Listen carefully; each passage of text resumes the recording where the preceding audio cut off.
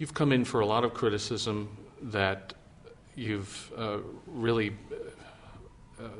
been gearing your proposals here to what unions would have wanted. You had a good deal of union support in your run for office here. What do you say to that? No, I disagree. I mean, I value every state employee, and whether they're union or non-union, and there are just no easy answers here. Where I don't want to get into court battles that gobble up legal fees and take our tax dollars and get into long, drawn-out, protracted legal battles. So some of the issues involving the contracts, we have to make some smart decisions so we don't get into court, spend a lot of money on lawyers, and with who knows what chance of success. So once again, I want to be conservative, but value our employees, union and non-union alike.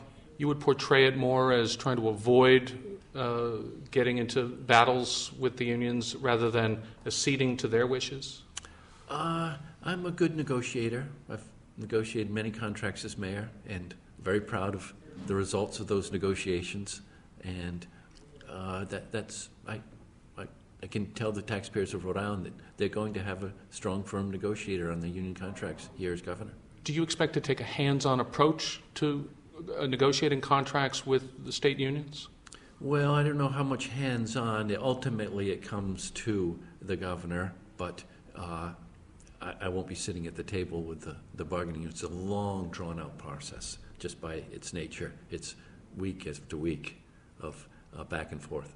Governor, you came to office with a number of goals in mind, and one was to open up relations with immigrant communities, and you had a good deal of support in your run with immigrant communities. In fact, one of your first orders of business was to repeal the executive order of your predecessor.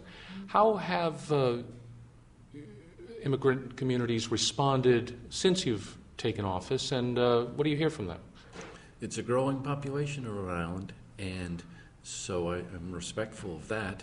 And hardworking people that are starting up new businesses in difficult areas of the state, in some of our more distressed communities, you see these minority businesses taking root. And so I want to be supportive. And don't forget, Governor Kacheri, in his E-Verify, it was only about 6 states that had it, and the other 5 were in the Deep South.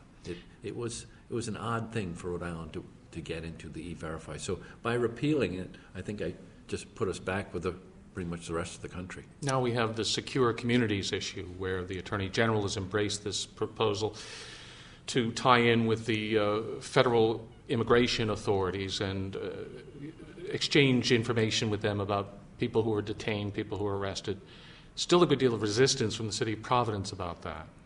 Yes, I think the threshold of when you get the federal immigration people involved, is it because somebody didn't put on their blinker or rolled through a stop sign, or should it be when there's a felony involved and then you bring in the federal immigration people? I think that threshold is being argued about. What do you say to a community such as Providence that has reservations here and doesn't want to necessarily embrace this? Would you encourage them to do so? Well, there's some legitimate concerns about harassing immigrant communities, and there's many, many stories over decades of that occurring, and now it's in the Hispanic Latino community in particular on immigration issues. Just because you might be Hispanic, does that mean you're undocumented?